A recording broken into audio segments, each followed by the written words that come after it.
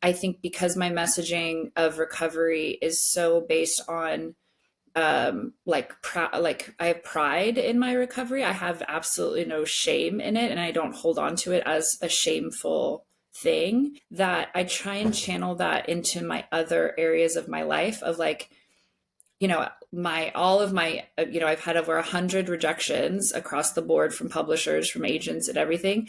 And like, to me, that isn't shameful. That's very like, that's the point of, well, I didn't give up.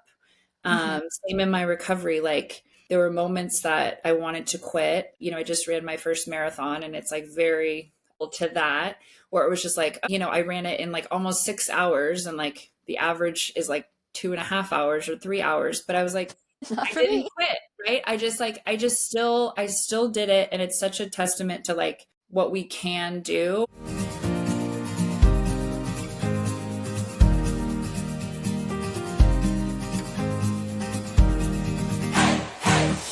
Hello, and welcome to So I Wrote a Book, Now What?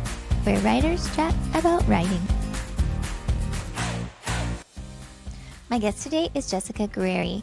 Her debut novel, Between the Devil and the Deep Blue Sea, comes out May 13th, Tuesday, from Harper Muse. We talk about everything in this episode, from the idea of this book to how she got her agent with this book, in the many iterations it has gone through. I'm so excited for you to hear it. Let's get into it. Hi, Jessica. Thank you so much for joining me. Hi, thanks so much for having me. So, what made you decide to write a book? I decided to write a book because originally writing has always been my passion. And, my husband asked me one day, like, what is your ultimate goal with writing? What do you want to do? He's an engineer. And so he's very like linear, and like making I'm much more abstract in my thought process. And so I really sat down with it, and I've always loved reading. I grew up in a household full of English majors, and so we would all like, talk about Shakespeare and different stuff, different books, and my mom would read to us every night. And so I said to him, I was like, I really want to write a book. Like, I want to be in a bookstore. I remember the smell of Barnes and Noble, and going there like on the weekends, and like feeling giddy to like pick out what book I was going to read. And I was like, wouldn't it be amazing if my book was here somewhere in this store and I could hold it in my hands? So Yeah. So, when you started writing, how did you approach it? Did you just sit down and write, or did you outline? Did an idea just come to you? so I don't know if you experience this, but like, ideas are always coming to me, right? Like, there's any conversation that I'm having with anybody, my brain is always on, and I'm always making little mental notes of like, oh, I need to make sure I include that conversation, that dialogue, with their permission, wink.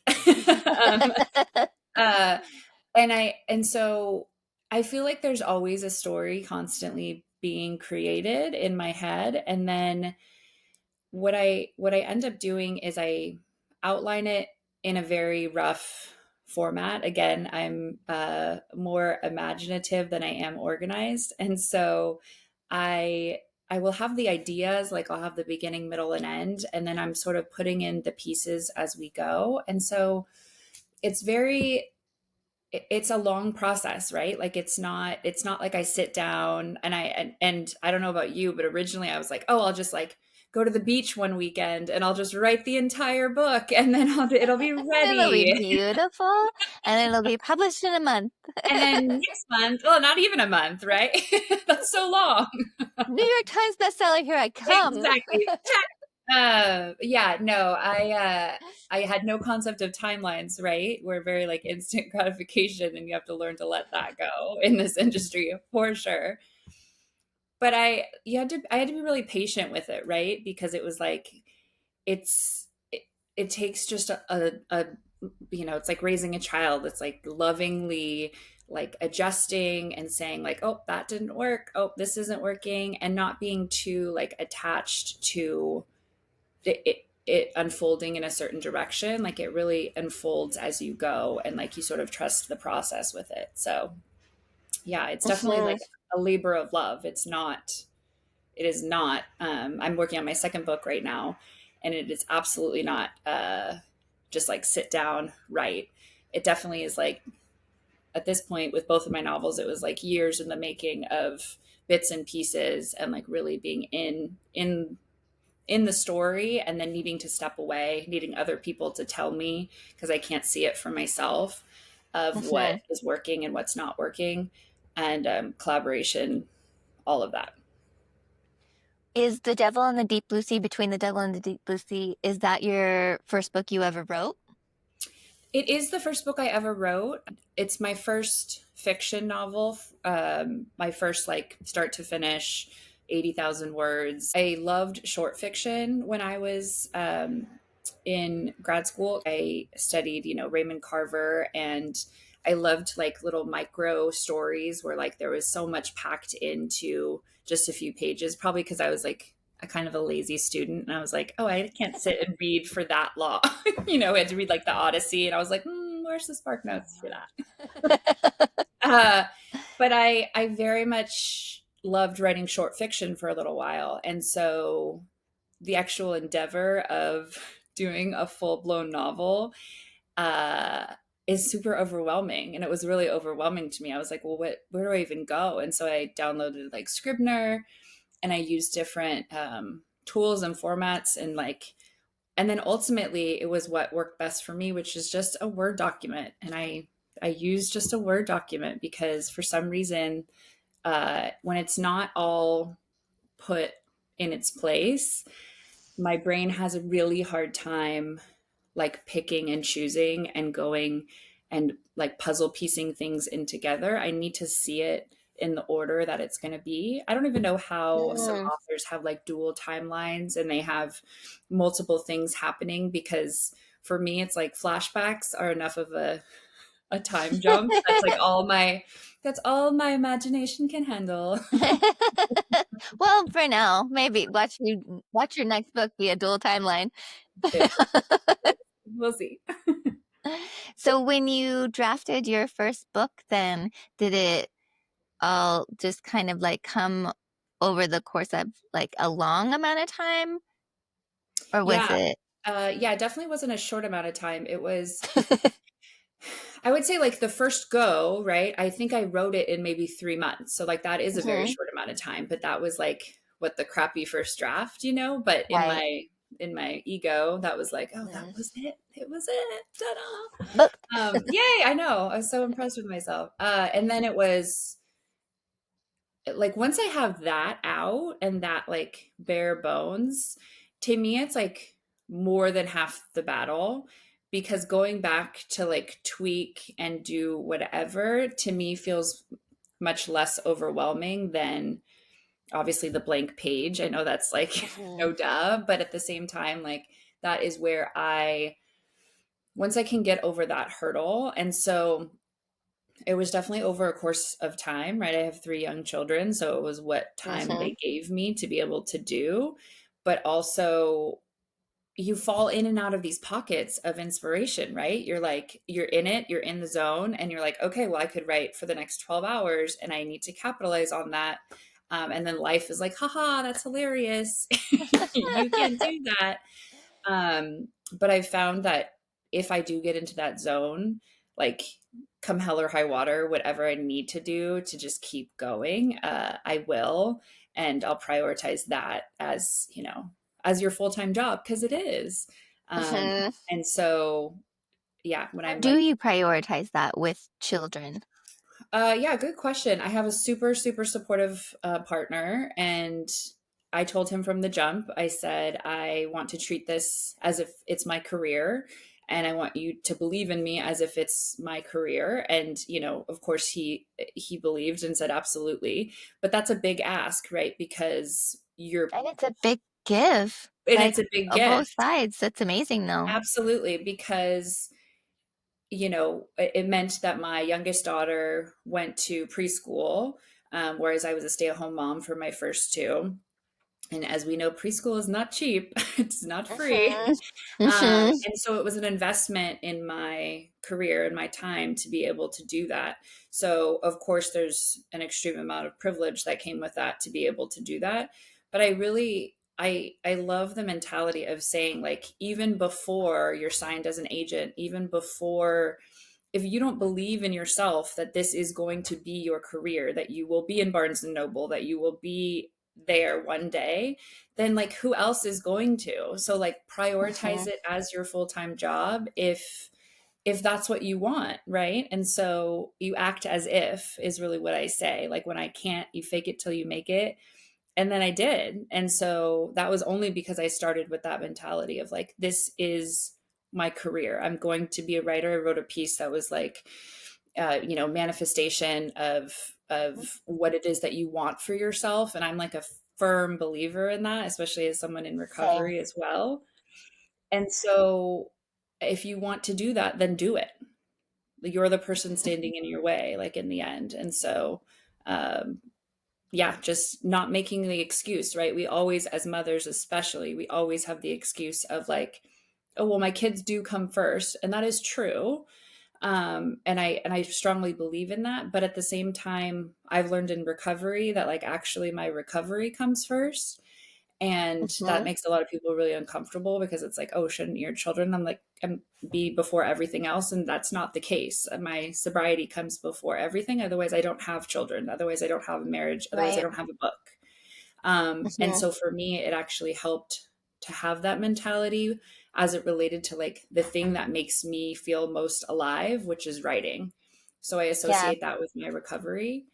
And so those are all hand in hand connected. And I no longer feel this like need to excuse it or be like, um, apologetic about it because it actually makes me more myself, more a better mom, a better, partner and all of that. And so that makes all the difference. Yeah, absolutely. And what do you want to show your children, you know? You want to show them like a passionate, Exactly. full person. Like a Um, whole, well, especially I have three daughters. So a whole woman that isn't just the mother, isn't just the mhm, wife. And that's, themes within my book as well. And, it speaks to my real life and ultimately what I want to show them. And it's like you can be, of course, you can be a mother, and just a mother is not. That's like a ridiculous statement because that's oh like yeah. being just like a neurosurgeon. It's like it's not. That's not a small feat. Um, but I'm sure one of the most pressing and universal things that, we heard either in the pandemic or in general was that women like lost themselves, right? Like so completely Mhm. we lost ourselves because it was all consuming in motherhood because we were the teachers, the everything. And so I continually tell my kids, and one of the most sweetest things that happened was they've been along this journey with me, watching how it unfolds. They've like held my book. My youngest daughter has read my book. Like she started reading it. She's like, Mom, this makes no sense. Or not my youngest, my oldest, who's about to be 11. She's like, it's Right. very complicated. And I was like, yeah, it Yeah. is complicated. Please don't read any more of it. Um, Maybe when you're older. maybe when you're a little older. But one of the most heartwarming things was, they said to me after I opened up my book and I held it in my hands and everything, and like, they came and like hugged me and they're just like, Mom, like all your dreams are coming true. And it was That's like amazing. the most wonderful thing because they knew that this is what I wanted to do. This is new that this was I shared with them from the beginning. And I also didn't shy away from like the heartache of it as well, like all of the rejection. And, they would see me upset, reading rejection after rejection after rejection. And I wouldn't shy away from that reality because I'm like, it's not easy. It's hard, right? Hmm. It's hard to do these things. But in the end, they're like, what they said is true. All of my dreams are coming true. Yeah. And I always think, I don't know who said it originally, but there's a saying of like, let them see you try, let them catch you trying. Yeah. Um, and I think that's so important because sometimes we have this kind of like, we don't want people to see us trying because we don't want people to see us fail. Right. Um, but you have to try. Like, Right. even if you do fail, like, there's a beauty and a bravery in trying, and I absolutely want my daughter to see me trying. Absolutely. And there's also no like shame.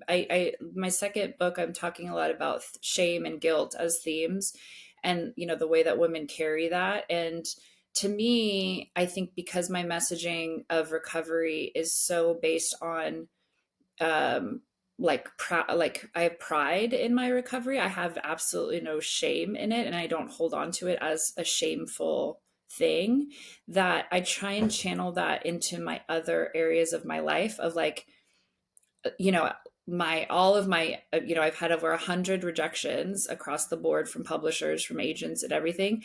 And like, to me, that isn't shameful. That's very like, that's the point of, well, I didn't give up.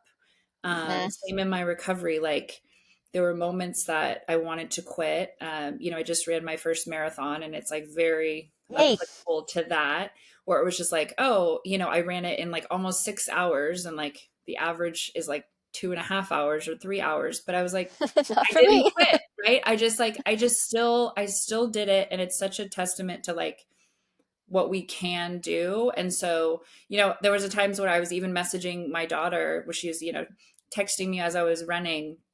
And I was like, hon, I want to stop. I don't want to keep going. I'm so tired. And she's like, Mom, don't give up, And Oh, that's that's just, so that was just wonderful. the honesty. Like, why wouldn't I share that with her, that like, those are the vulnerable truths that we should have. And my daughter's old enough, because she's almost 11, and it's not like she hasn't wanted to quit or give up Right? or like not do a math problem that day. So it's like, Yeah. why wouldn't we show them that? Yeah. So what was your querying journey like then with this book? Um, it was very much like the writing journey, in that it was a lot of like trial and error and fail, and like a lot of like embarrassing, like, oh, I shouldn't just like email the top like literary agent with like my first querying draft after doing no research on how to write it. I don't even think I didn't have the right genre. I don't even think I included my word count. um and that was like a lot to do with my ego of like, oh, well, I deserve this, and I should, like, it, they'll be able to read between the lines that I'm really Right? talented. Like, genuinely, this is my thought process, which is so hilarious to think about now. um and so it was just a lot of rejection, a lot of like reinventing the wheel when that was completely unnecessary. Like, I know we know each other through the shit no one tells you about writing, and like Mhm. all of these other avenues and other writers, where it's like, you can literally ask a writer that's been there, done that, listen to your podcast, and it's like, oh, I should have done this a year ago.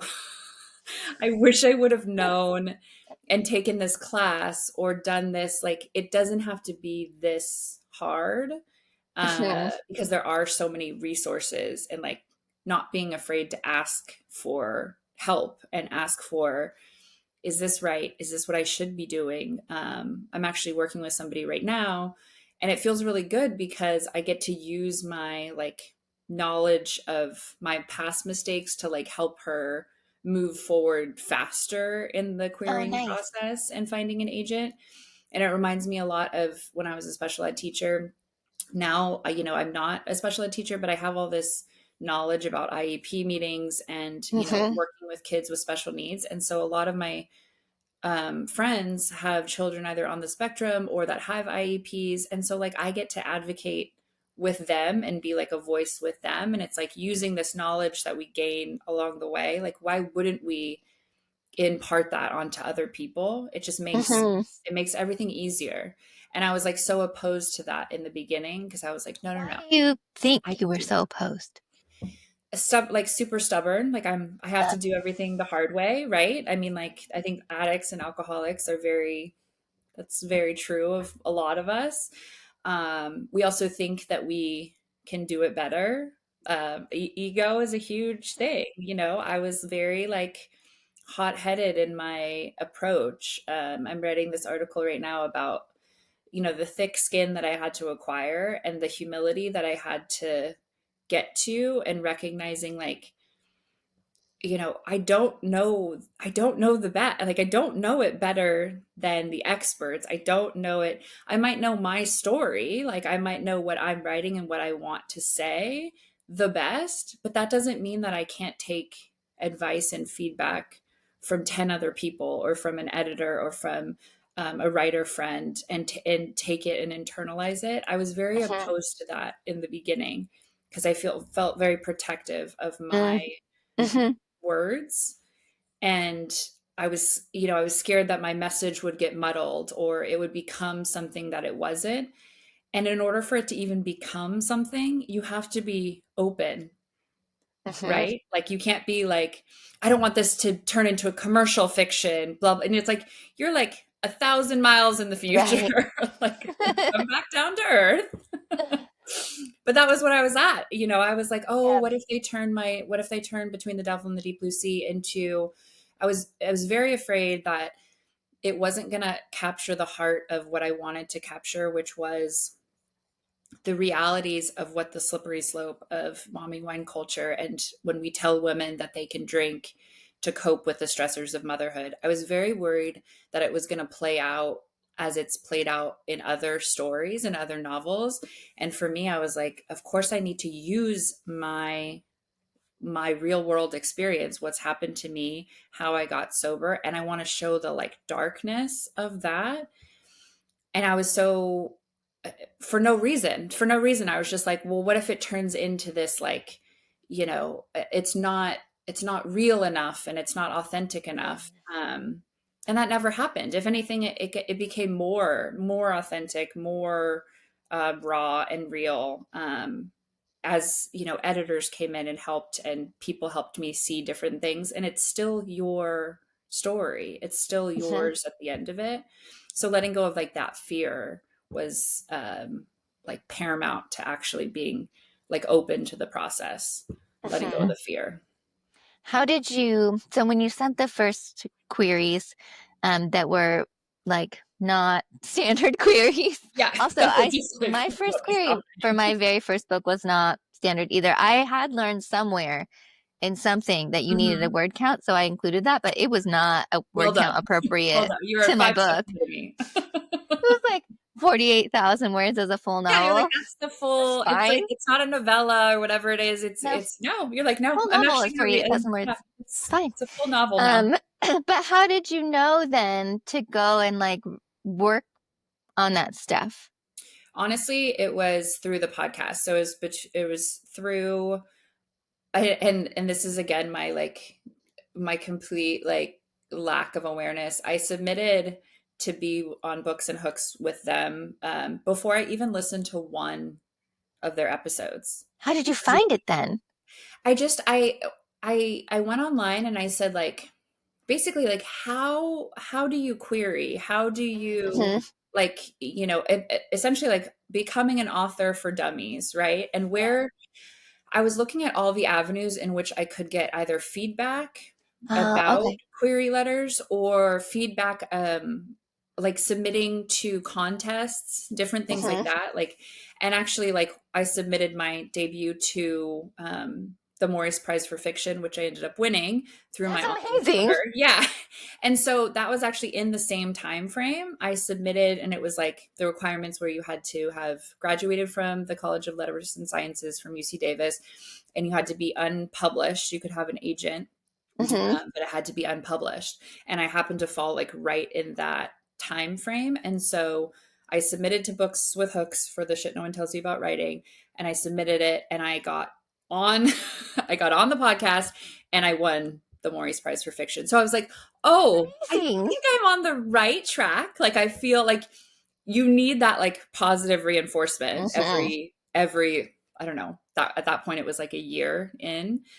Uh we're just human beings. We need people to be like, good job, like, Me too. attaboy, you know? Yeah, for sure. And that was my like, good job, attaboy, and like $10,000 with the Maurice Prize. I was like, that Nice. can keep me going for a while. That pays for a Yeah. little bit of preschool. Yeah. But so I really just like, I started to like put it out there, right? Because before when you're querying, you're like putting it into the void. You're like, Mhm. Hi, knock knock. It's me. It's me. Hi. You don't know me, I'm really but you nice should and probably fun. answer the door. Please be friends with me, please. I I decided to go all the avenues that I could possibly go to get myself in front of other people in the business. So, I got in front of Carly and Cece, and then there was a bunch of different things that I could apply to like donate and win time with an agent if you bid for charity. And I was like, how do I just get in front of? And then I learned about Manuscript Academy, which is actually how I got my agent, Ismita from Great Dog Literary. And it was a FaceTime conversation because I was like, I really feel like we're missing the human connection of Mm-hmm. submitting. And so I hope that these will be fruitful more so than, and this is what I've shared with the person that I'm working with, helping her in the query process is like cold querying is really tough. It's Mm-hmm. really, really tough. It does work. I've seen it work. Uh, but there are other avenues of like, get your stuff out there and get immediate feedback and don't just like leave it out hanging in the void with like no data points to collect, so that's Mm-hmm. that's my best advice for sure. Yeah, that's great advice. So for the Manuscript Academy, was it one of the like critiques on your Mhm. query? Oh, that's amazing. Yeah, so it was a critique, and it was like I think like my query letter was solid, especially after I went on the podcast and like, they ripped it apart and were like, whoa, try again. And I was like, oh, thank you. And then I crawled into my little hole and reworked it completely. And also they said the things that I needed to hear, which was like, it was multiple POV. I had like swung for the fences and really there was one single POV that was the strongest. And that's how this book ended up in the end is a single Mm-hmm. POV. So they said like the big picture things that like I was afraid to hear or afraid to listen to. And then I was Yeah. like, oh, enough people have said this to me now. It's time to listen. So I had to rewrite, two-thirds of my book, which again is like Wow. if people tell you enough times, uh, stop being stubborn and like listen to them, especially if they're in the industry and they know. Um, but yeah, I what was the first part of that? Sorry, I lost the Oh, so it was a query critique through Manuscript Yes, so it was a Academy. query critique, and I did the query letter. Like they did a brief, oh, this was good to go, but that's also just an option if you want to just do the query, and then opening pages, and then everybody that I talked with, because I think I did maybe three or four of those in Mm-hmm. person. They asked for more pages, and it was like there was more, and then I got multiple offers from that. That's Um, amazing. I know. So I highly, highly recommend that process. Just as also, I mean, getting in front of an agent and like having their ear, regardless of if they ask for more pages, if they, give you anything, it's like, why wouldn't you talk to an expert for 10 Right. minutes? Like that is worth its weight in gold, in my opinion. Wow. I have a question. So you rewrote the book and made it single POV, Yeah. um, because that resonated with you, that feedback. Was the version of the book that won the Maurice Prize, was it multiple POV? It was the single POV Oh, that won. okay. Yes. So you But submitted the revised manuscript? I submitted the revised, yes. And it's like, I mean, it's maybe like five versions earlier that won the Maurice Prize. Like, and what's actually really cool is I'm the final judge for the Maurice Prize this year. So Oh, yay. I have six manuscripts in my hands and I get to choose the winner this year, which is like, Oh, it's so that's cool. But I also like this responsibility is like, a lot. I don't know how agents do this. It's like very overwhelming, but Yeah. I think back to like the potential of my book and like they saw the potential in my book Hmm. because it wasn't quite there yet, and that's what I'm seeing like in these. I'm like, oh, the Hmm. writing is there, you know here's where I see the potential, and so I have to pick the winner based on that. But it's so yeah, the one that won isn't the story that will be in bookstores. which actually still makes me feel good because that version was good, was good. Yeah, This last version is great. that's awesome. Yeah. So when you rewrote it, then did you have beta readers look at it at that point? Yeah. Yeah, I had yeah, beta readers are amazing. I don't know how well, here's what I'll say. In my early beginning of this, my beta readers were like yes men, right? Mhm. They were like family members. They were people that knew that don't upset the beast like within me. And so they treaded very lightly on saying critiques and criticism because, like, at that point in my life, all those years ago, I wasn't necessarily in a place to be able to handle the truth. Mhm. And so it was more like, yay, you wrote a book. Right. You know? And You I said and it. I yes, and I needed that, like the pat on the Mhm. back, and that's where I was. And the reason I wasn't getting anywhere is because you can't get anywhere without like genuine, like open to genuine criticism and feedback, you know? It's like very parallel in recovery where people will like get sober or try and get sober, but they like don't want to actually do the work of like what it means to be sober and like find the reasons why you drank. So like, you know, there's the term like dry drunk where it's like you still have all the isms and all of the problems, but you're not, you know, drinking the alcohol as like your solution anymore. And it's like that doesn't actually make you any happier or any better. Mhm. And so the same was true with the feedback with my book. I wasn't ready to hear what I needed to hear. So once I had beta readers, I had yeah, just multiple people. And the first thing I say to all my beta readers, this is like, and this is true, in my email line, I say, you cannot hurt my feelings. That's good. That's good that you're very upfront with how you Yes. need your feedback. That is how I need my feedback, because you save so much time. If people are tiptoeing around you and placating and telling you what they think you want to hear, it is a waste of everybody's time. It Mhm. is just not. My favorite beta readers are the ones that they give the big picture ideas. Like there's something about, yes, there's line edits and all of that. And I'm so lucky that now I'm in the process of, I have an editor, like, cause it's, you Mhm. know, with Harper, I had a 2 book deal. And so I'm writing my second book. And so when I submitted to my beta readers, I got to say, like, don't focus on the nitty gritty. Like, yes, I still don't know how to use commas properly. Don't Yeah. focus on Yeah, that. right. Who they could be anywhere. Who What is knows? the Oxford comma and why do we have it? No, like don't focus on that. I need you to tell me big picture plot lines, themes, what can be worked out more. Like to me, that's like the fun stuff, right? So Mhm. that is where like the magic happens because you have enough beta readers that's not overwhelming. I think I have 4. Mhm. Sometimes there's too many cooks, right? You have like too Yeah. many things happening at the same time.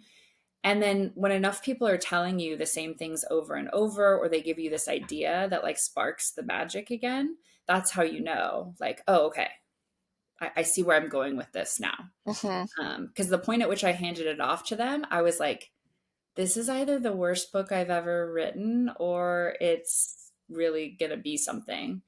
And like, you need people to like kind of steer you, which again is like a very vulnerable place to be because they Yeah. can come back and they can say, no, I don't see it. I don't see it.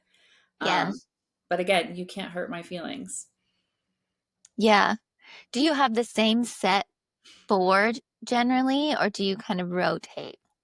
So I just am so like the writers community, as you know, it's like the same as the recovery community. Where like literally people will just like, oh, do you need the shirt off my back? And you're like, wait, Mhm. don't you need it? Like, aren't you cold?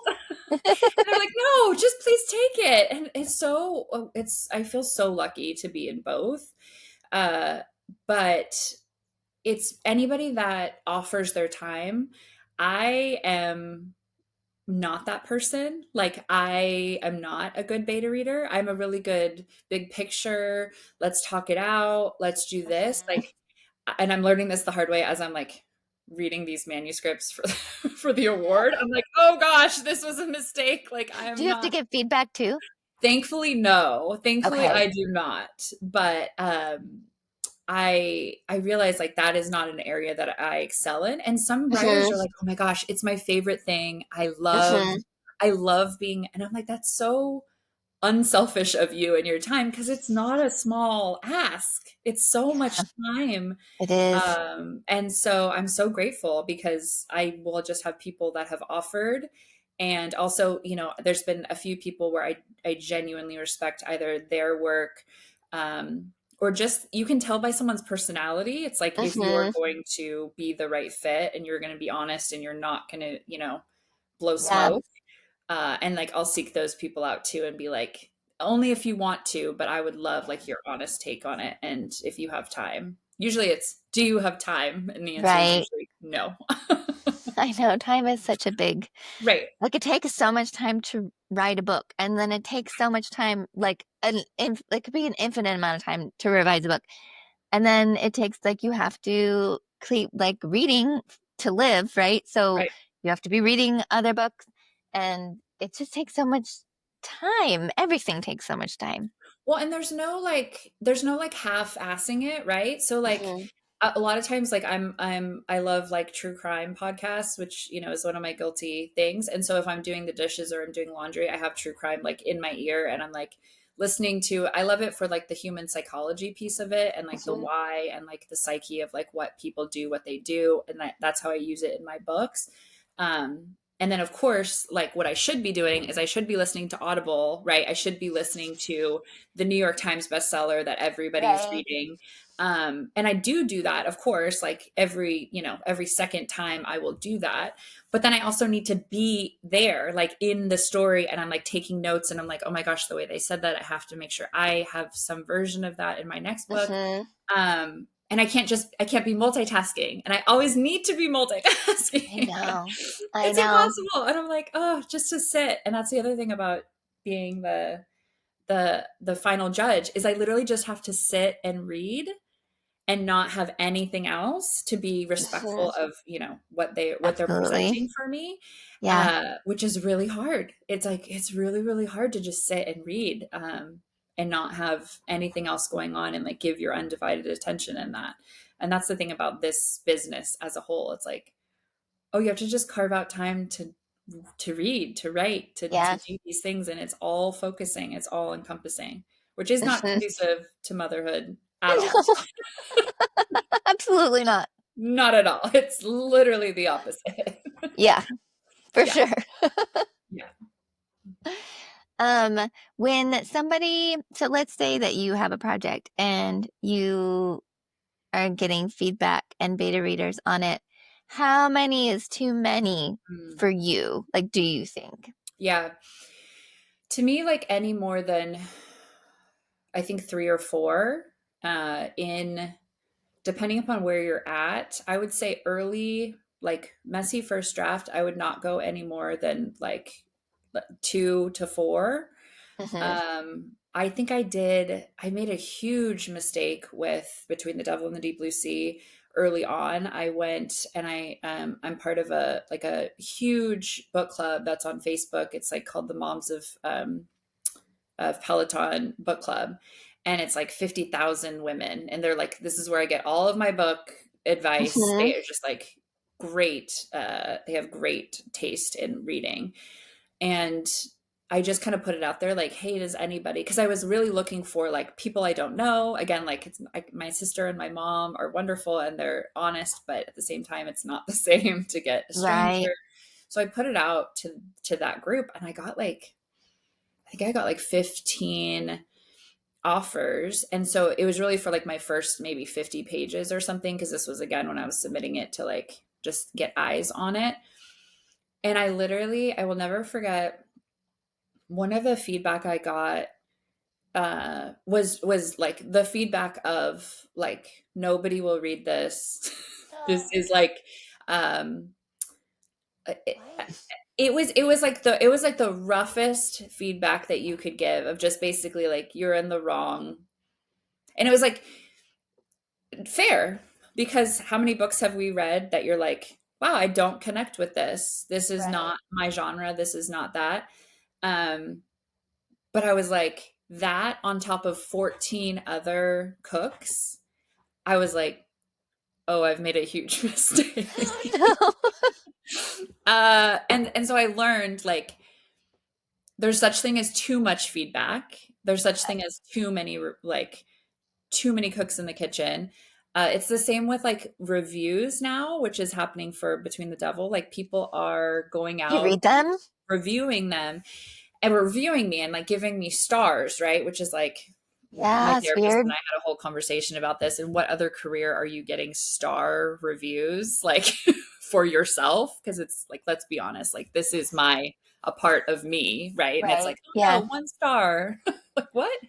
So far, no 1 stars, but Oh, all very very positive. And even my lowest review right now, which is like a 3.5 raised to a 4, I think about this feedback all the time. And it was like, I can't stop thinking about this book, and I don't know if I love it or I hate it.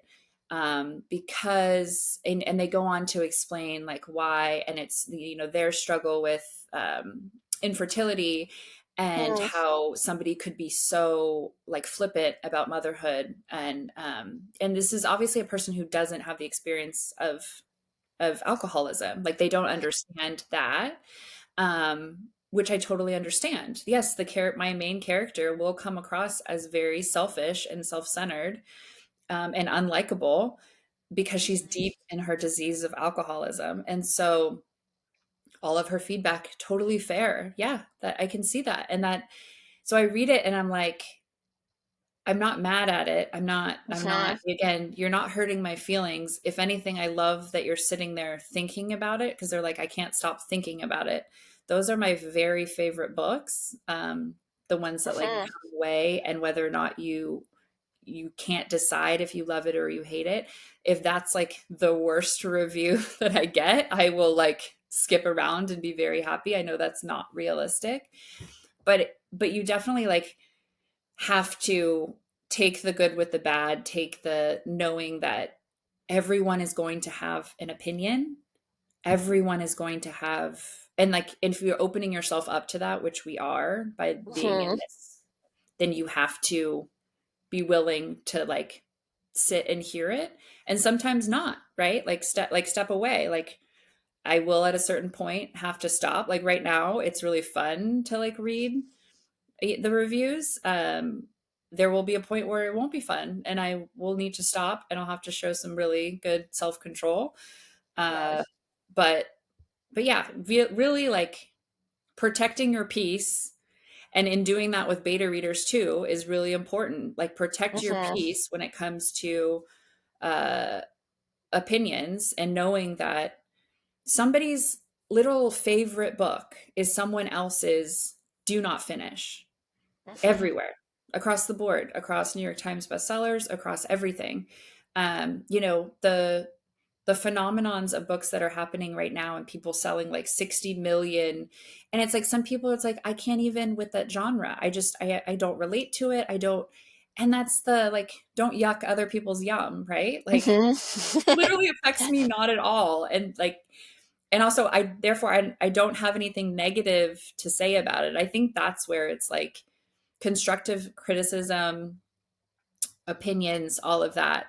I think valuable, like giving value and adding value is where it matters, right? Like we have so many beta readers offering, and those are the best ones to pick of like, where are you adding to the conversation? Criticism is one thing, but like criticism and then adding Mhm. input is so valuable for writers. How do you know what feedback to take and what feedback to leave? The ones that you hear over and over, right? So I heard over and over. I actually had an agent, my first agent, who I loved and we connected with, but we like went as far as we could possibly go together on the journey. We originally did the 3-person POV, and we sort of hit a wall with Between the Devil, and it was like I wasn't yet willing to make it a single POV from Leah's perspective, which was most closely my perspective, right? I wasn't like ready to be that vulnerable yet. And so that was the beginning of hearing that feedback. And so it was like a year later that I heard it again. And then I heard it again. And I was like, okay. And that was like A, probably like stubbornness, and B, like not willing to like give up the ghost of like, this is what I saw. I saw it as a three-person POV. I saw it as this. I thought it was this. I put all this effort into it, and like laziness of like, I don't want to write two-thirds of it again, or Yeah. fear or whatever it is, right? I mean, you can't really be like, you can't be a writer and be lazy, to be honest. Somebody said something about being lazy, and I was like, no writer is lazy. We like put in the time and the I work. sometimes call myself lazy, and it's more of an inside joke to myself. 100%. Because you're I like, know I'm not lazy, you can't be. but It's not sometimes the I lazy. want to take the easy option. Like, I And that want is the to. name of the game, right? Like there should be the easy button, right? I wish there was the easy button. And this is There's true of like not. recovery as a whole. Like, and when I first started sobriety, I was like, literally, like, where do I push the button that's just like, okay, yay, I'm sober now. So I'm not going to actually do any work around it. That sounds really hard and time consuming. Mhm. I'm just going to be like, I'm sober, right? And it's like, nope, that doesn't work like that. Oh, I wrote a book. I'm just going to put it in a bookstore. Nope. It doesn't I'm work like done. that. Yeah. So I've just, you hear the feedback multiple times that you should take to heart. And something has to spark in you, right? Like I'm working with a beta reader right now who's amazing, and she's like, we're like brainstorming back and forth. She's like, I think if we do it, or we, I love it. Well, it is a we because it's like they're Yeah. so like, I'm like, oh, do you want to do it with me? Yay. Hey, partner writing. But if you pull from what inspires you, and you're like, oh, this person really gets it, and then you kind of talk back and forth and this idea, and it's like, oh, whatever is in that idea, if you're feeling the magic of it, then that's also something that you're like, oh, this needs to be put to the page, for sure. If you hear feedback and it's just like, nope, that's not it, then it's like, then right? Like, and it's about trusting your gut, right? Like, um I forget what podcast I was listening to, but somebody had said something like, usually, oh, it was, I went to like a live event. Sarah Adams, the Oh, romance I writer, she love came Sarah and Adams. she spoke, with the avid reader, which is what my book launch is going to be. And so I got to go see and watch it happen, which Yay. was amazing. And I'll do mine with Laura Love Harden and have a conversation with her. And she was saying, like, she has a really trusting relationship with her editor, where it's like, most of the time, if her editor says, like, I think we should really look at this, she goes, yeah, okay. And then every now and again, she'll like take it back to her beta readers or her writers group and be like, she said to look at this. And I looked at Mhm. it and I'm like, no. And then she's like, and then I like take it back to my editor and I say, like, actually, no. And she goes, okay, moving on. It's like this, like, of course, our whole job is to overthink everything, right? Mhm. Like, we've Yeah. made a career out of Yep, that's overthinking. it. That's it. And it's like, oh, great, because I do that very well and very easily.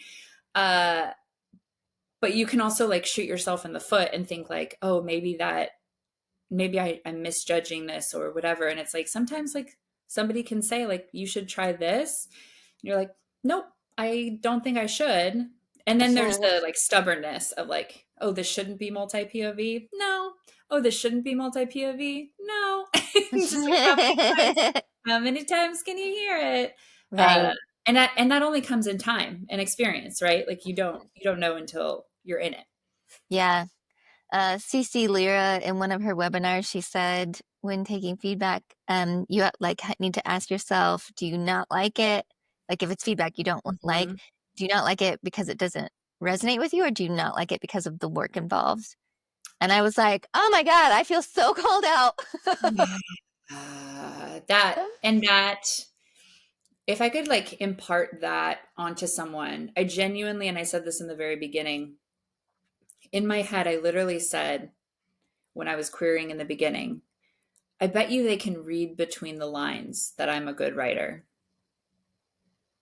Like that is such a disservice because that was me not wanting to put in the work, like like giving it off to like a beta reader as like a messy first draft, and either like saying like this is a messy first draft, I'm like I need a lot of help, or like Hmm. giving this to a beta reader who's also a really good writer and being like, hey, do you want to like do you want to help me with this? And it's like that's the level of honesty that you really need, right? And so like that quote from Cece is spot on, because the majority of the time it's like I just really like if I change that, I have to change All so of it. much, and I can't even wrap my head around that because it's so overwhelming, and it's like throwing the Hmm. baby out with the bathwater, and you're like, and it's not always that. That's the other piece of this too, is like sometimes, I don't know about you, but I go to like catastrophizing. And so I'm like, Hmm. it's all wrong. Like throw Yeah. it all away. Like if Yeah. somebody, says this timepiece is wrong, and if you shift it, it will have to change and trickle down and there will be an Right. effect. And then I go, never mind. Like I give up. Yeah. It's like parenthood where you're just like, everything's wrong, nothing's Uh-huh. right, nothing's going Totally. right. And it's like you have to like bring yourself back down to reality and be like, that's not what they're saying. That's not what's actually happening. Yeah. And give yourself that like pep talk of, okay, it's not all bad. Yeah. Um, I usually, when I get feedback now, I don't read it right away. Like I used to like mm, read it immediately. totally. And now I make sure like I'm in a place where I'm ready to hear it. Yes. And not like in the middle of trying to make dinner or like Yeah. doing my daughter's bath or something. Right. But before it was so hard, like somebody said something about my book. And like Well, I need to read it now. But right. now I like wait and I read it when I'm ready to hear it. And then I sit with it for like three Totally. days before I do anything or react anyway. Cause I'm also like I catastrophize in like little things when I think about thinking shifting little things, Yep. it feels like shifting all of it. And I might as well just write a whole different book because it would be easier. 1000%. It's that. And so knowing that you have to like, and that's the other thing is like it's like practicing patience of like I used to like, especially with my first agent, she would give me like editorial feedback on something, and I would like, I'm an overachiever, so I was like, and also it's just like so eager, so I would like get it back to Mhm. her in like 2 days, and she'd be like, yeah, I'm like not quite ready for this, like, and also it wasn't the best that I could have done. It was like, oh no, I'm ready, like I'm ready to do it, like let's do it, let's do it. Right. And sometimes there's a time and a place for that, right? It's like the hurry up and wait mentality of everything. But sometimes it's like, oh no, you actually have to sit on it and you have to think on it and then you have to Mhm. internalize it. Or, yeah, it never occurred to me to like not read feedback immediately. Yeah. I have like, I have a email from one of my beta readers, and she forgot to like attach it, and I didn't even notice because I was like still waiting. Like I was still in my 3 day period of like, oh, Right. I'm not ready yet. I have like 1,000 other things with Between the Devil that I'm doing, that I was like, I'm not in the headspace to be doing this. And so it didn't Mhm. even occur to me before. Like it would have been like the first email I opened, 2 in the morning, I'm doing it now. Like, And then panic when the attachment's not there. Why? Sorry, I'm emailing it. oh my Well, gosh. here I am. Yeah, because I need to get to it right today. I have to. And it's like, no, like, yes, there's a deadline or whatever there is, but, you've hopefully prioritized enough time where you, like you said, like you sit in it and then you just kind of know, um, which way to go. Because if I were to do it in that moment, I don't think it's not enough time to absorb and like see it for the big picture, right? Because Mhm. you're also so tempted to be like, well, they said this doesn't work, this doesn't work, this doesn't. Okay, that's the whole thing. Oh, it's gone. It's Yeah. starting Yeah. over. Um, I'll just write a whole new book. It's fine. and I'll just write a whole new book. Yeah, blank page from the jump. And like, why is it that sometimes that feels more like the middle finger, right? Of just like, well, never mind. Like, this is awful, And you're like, really? You're just like throwing up the middle finger to yourself because Yeah. you're the one that has to do all the work again. So, Right. a lesson in like, come on. Yeah, right. Right. It really did change my whole process though when I was like, I can wait. Like I can respect my own headspace Hmm. and wait. Right. Right. And yeah, I very much think that that is like super super helpful advice. I mean, capitalizing, of course, when you're in the mode, right? Like, and if you happen to be in the zone and like ready to take it on, but also, I mean, can you imagine like opening up beta edits after like a hard day of your kids screaming? And like even then I would just be like, well, this is the time that I have, so I'm going to do it and I Hmm. have to do it this time because this is all Yeah. I get. Um and it's like it's just such a disservice to like your craft and your like what you are capable of. It's like, oh, I'm gonna go like run a marathon and then I'm gonna go do like a TV appearance that same day. Like, why would you do that? Like, you Yeah. just it doesn't have to be that. uh Set yourself up for success. Like, it's already Yeah. hard. It's already really hard. Yeah. There are things like, especially when I first started writing and querying, there's like this like bunny rabbit heart, that like Yes, feels like everything has to be right now. totally. Because if not now, when? Right. Um, but then everything takes so long. But then everything takes so long, and you also hear you get a lot of like noise in your ear, which is funny because it's like what we're doing right now is like giving noise for people's Yeah, writers' more, ears, more of it. but at the same time, like, I have a friend who she just posted and she tagged me and it was so sweet. She's like, I thought about you making this rejection reel, and I wanted to like make mine when I finally like got signed with an agent. And she like just got signed. She got like 15 offers or something in 3 weeks, and this is like her third Hey, novel she's queried. And so like, Their Life with Dandelions. Is it taken by the yes, bee? I just saw her post. Yay, yes, Courtney! yes, Courtney, we're so proud of you. But I think it's such a good testament to like, this is her third book that she's queried. And like, it happens really fast, but it happens really slow.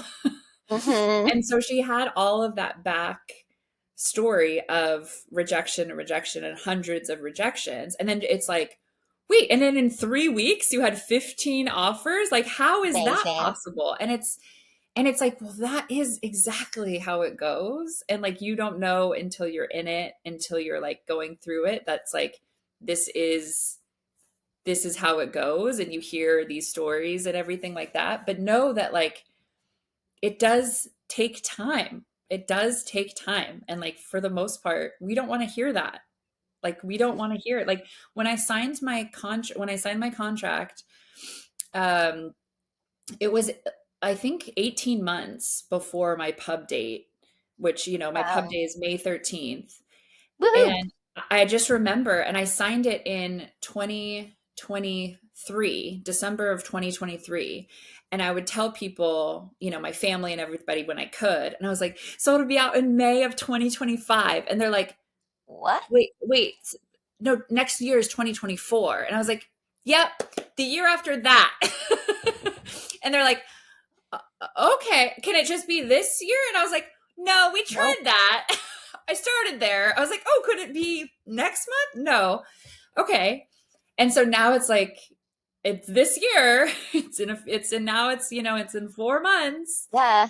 Um, but it takes the time that it takes, you know what I mean? And it's like, we have to have the patience for that, and that like trust the process, that it's like, it's all worth it in the end, it Yes. genuinely is. Yeah. I don't know what that desire is with the, Instant but gratification. It's just yeah, that's what it is. it's the world in which we live. Like, Yeah. and what other industry too can you not just like, even movies now, right? It's like, I wanted to go see Wicked in the theater with my kids, and I was like, oh gosh, it's 3 hours. Like, my kids will not sit through that. Hmm. What if there's scary parts? So I was like, oh, well, let's watch it, at home together, so I can like, I'm afraid of the Pause it. flying monkeys Yeah. myself. So I was like, Yeah. I can fast forward. And I was like, Yeah. Oh, it was like 2 weeks and it was available at home. Like, do you remember when we were kids and it was like, Yeah. I don't know, a year before we could watch Yeah, it? And it's like, for oh, two sure. weeks? I have to wait 2 weeks for it to come to the home, like to watch it at home. Yeah. So it's really hard in this industry because it's not necessarily caught up with the timeline of what we're used to. Um, but I have to say, like, I appreciate it so much more because it's like it's such a labor of love, like across the board. And it's something where it's like the amount of effort and time and thought that goes into it is the amount of effort and time and thought that you've put into writing it. And like now the publishing world is taking that same time and like tenderness with it, Hmm. which is like a lost art, right? Like it is, Hmm. because it's It like, is. oh, I do like an Instagram post, and it's like, do you remember like the first Instagram post you ever did? You're just like, okay, so and like what part is it cropped, and like Right, which totally. which filter am I doing? Okay, and then I have to do this, and it's like, nope, I'm posting this like next, Yeah. and it's like, and then it's out for the world to And see. then immediate likes and Right, comments. and then immediate likes, yeah, like, how many Yeah. do we get in the first minute, and it's just yeah, so I'm trying to I can say this now because I'm, like, close to the finish line. I probably wasn't this, like, smiley about it 18 months ago, but I do appreciate that there is the true labor of love that goes into it, Hmm. to get it right, right? Yeah. Yeah. Yeah, so true. Well, thank you so much for talking with me and sharing your process. Just loved talking to you about it all. Is there anything else that you would like to share? Just that if you haven't already done so, please pre-order my debut, Between the Devil and the Deep Blue Sea. Yay. It is available wherever books are sold. My book launch is happening on May 22nd here in my hometown of Davis. And Laura Love Hardin, who is Oprah's book club pick and a New York Times bestselling author, multiple time, will be my conversation partner. And we will get to talk about motherhood, recovery. She wrote my blurb that is just phenomenal. We really relate to each other in a lot of areas, and she's been like a mentor to me, so I'm really lucky that she is flying all the way from her new home of Hawaii to come and see. Wow. She was originally in San Francisco, and yeah, she just moved to Hawaii, and she's still coming to do this with me, which is That's so again a awesome. testament to writers, women in recovery, the things that people do to help out other people is just so generous, and I'm so grateful for it. So pre-order my book, and my second book will be available the year after that in 2026. So look for That's that. so awesome. Yay. Well, thank you. Thank you. It's so great to talk to you. You too. It was so great talking with Jessica and hearing all about her process and how this novel came to be. I'm so inspired by her ability to go back and rework it and accept feedback. Um, I'm so inspired by her story, and I hope that you are too. And if you haven't already, you can pre-order Between the Devil and the Deep Blue Sea. I recommend the audiobook. It was excellent. I loved it. It comes out May 13th. Thanks for being here. Bye.